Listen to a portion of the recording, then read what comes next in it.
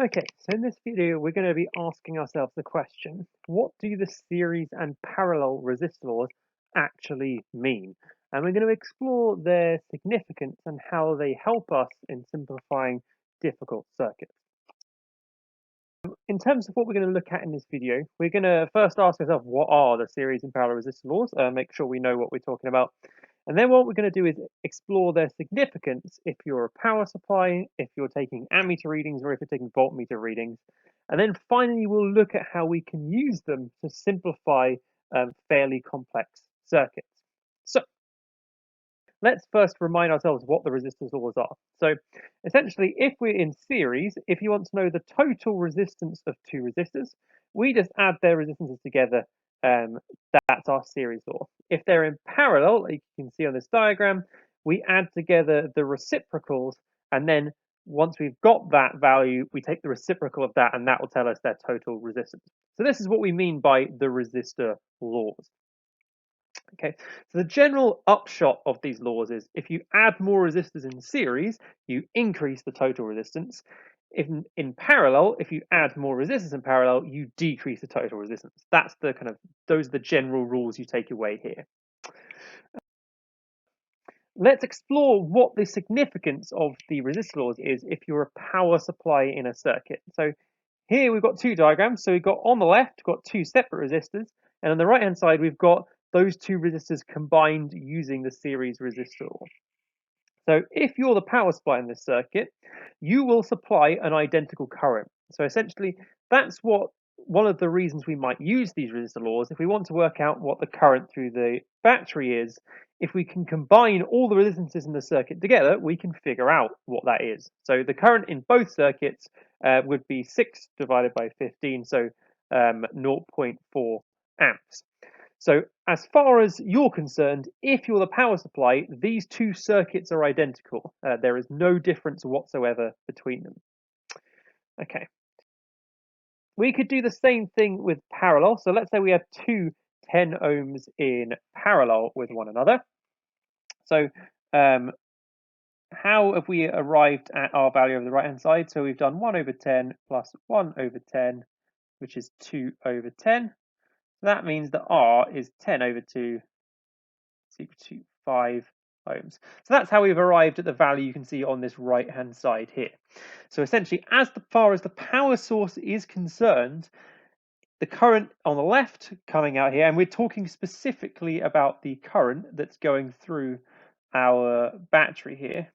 So in both circuits, the current would be 1.2 amps, which we'd get by doing 6 over 5. And so these, as far as the power circuit supply is concerned, these circuits are identical in terms of the current that is being produced. It doesn't really know what's out in the circuit, it just knows there's a resistance of 5. Move on to explore its significance in terms of ammeter readings. So in these two circuits, so in series circuits in particular, this is relevant. If we put an ammeter in, let's say we put it over here on the left-hand side before the resistances, we're going to get the same current in these two circuits, regardless of whether we've got a 5 and a 10 or a 15. That's what that law is really telling us. And it wouldn't matter if we put the ammeter on the right-hand side or somewhere in the middle, the current is going to be 0.4 wherever we put it. If we're looking at in terms of voltmeter readings, and this is one of the reasons these laws become useful.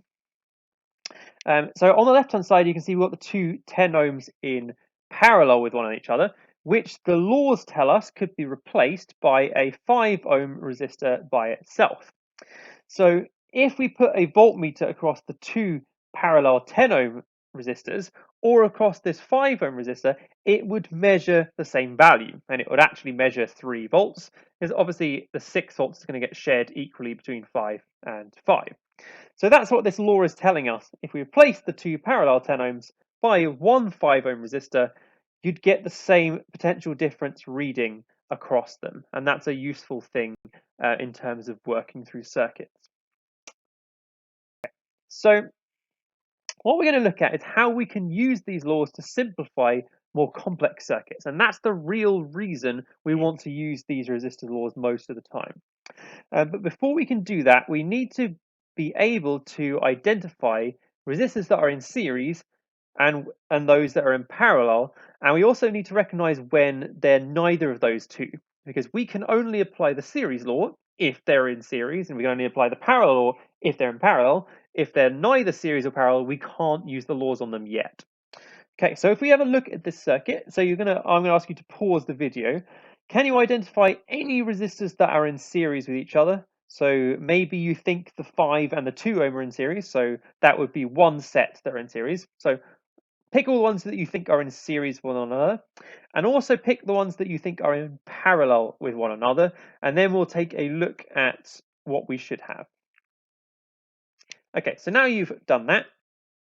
So there are actually only two resistors that are in series. It's the 1 ohm and the 2 ohm. None of the others can be described as being in series, and we'll look at why in a second. Parallel, there are so the 10 ohm, the 5 ohm, and the 5 ohm are in parallel, and that's it. Okay, so it's just those three in parallel. So let's have a look at some. So why aren't, for example, the 10 ohm and the 2 ohm described as in series? Because they kind of look like they might be. So to be in series, the components must always be in the same conducting pathways. So they're either both in the pathway or neither in the pathway. So what I'm going to do is I'm going to draw some what we call conducting pathways so we can see that the 10 and the 2 ohm don't follow this rule. So here's one conducting pathway, so a way of getting from one side of the battery to the other.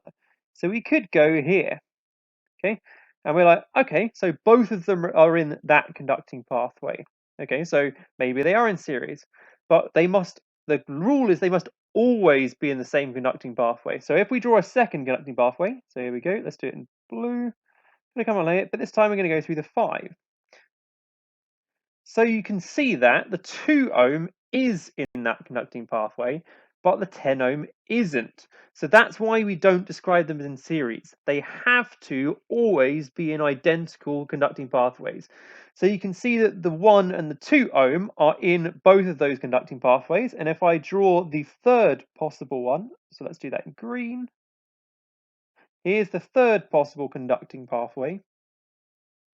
So you can see the 1 and the 2 are in all three of those, so they're always in the same conducting pathways, therefore they're in series. The 10 and the 2 aren't. The 10's only in 1, whereas the 2's in all three. So that they wouldn't be described as being in series.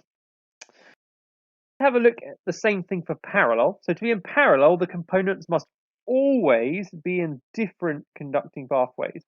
So if we draw this first conducting pathway back in, so you can see here, I found a conducting pathway where they're in the same one, therefore they're not in parallel. So the 10 and the 2 we can't describe as either series or parallel, which means we can't use either of the combination laws on these two. That's the significance of identifying series or parallel.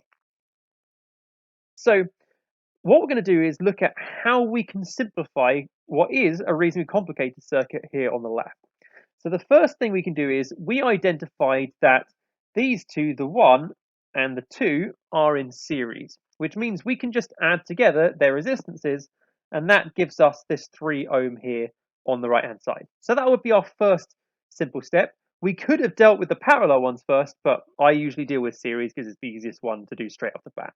So that's our first simplification of the circuit. Okay. Now what we can do is how we can simplify it further. We can replace those 3 parallel ones with which. So we're taking this whole section here. We're applying our parallel resistor rule, which is what you can see going on here on the top of the right hand side. So if we add together the reciprocals, we get 1/2, and if we do 1 over that, we get a total resistance of 2, which is why we've replaced them with a 2 ohm resistor. So you can see we've simplified it quite a lot using those parallel rules. And then obviously we've now got 2 resistors in series, so we can replace them with our 5 ohm resistor.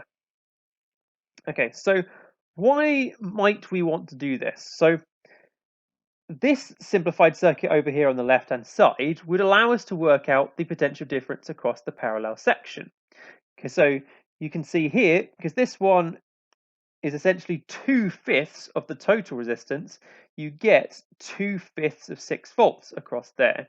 So this is us using the fact that a voltmeter, so if we connect a voltmeter across here, it would be the same as a voltmeter connected across each of those 3 parallel components. So this circuit allows us to very easily figure out what this V would be. It would be 2/5 of 6 volts. So that's why we might want to use that circuit. This circuit on the right hand side would allow us to work out what the current going through the power source would be. So we can just do 6 divided by 5 and we can get the current through our power source. So our current up here is just going to be 1.2 amps. So this simplification is useful for that, for working out, okay, so what's our power source going to be is going to be providing in this circuit. So that's why we might use these various simplifications.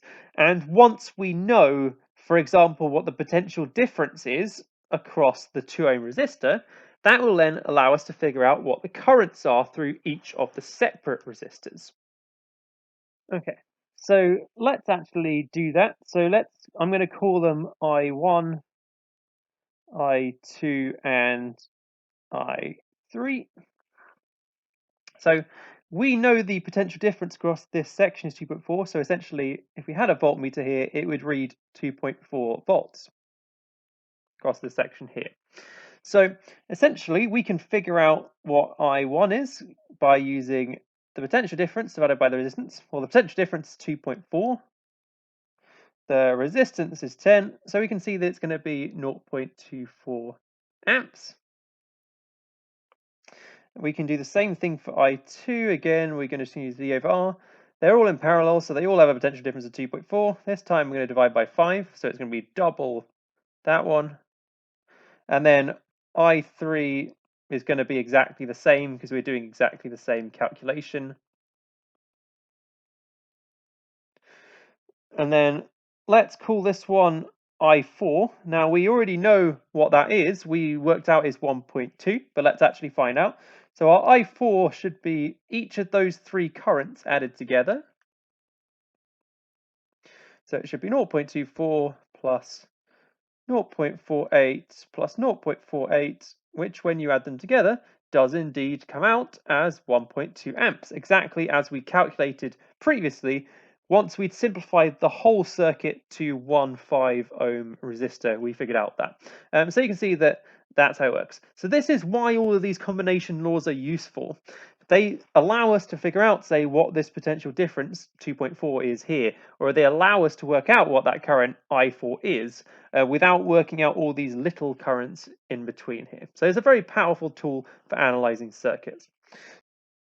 Reflect back on what we were looking at in this video. So hopefully we're now happy with what the series and parallel resistor laws are in terms of how they calculate the total resistance of a set of resistors, and in terms of how they are useful in terms of working out the current through a power supply, or what an ammeter reading will be, or what a voltmeter reading will be.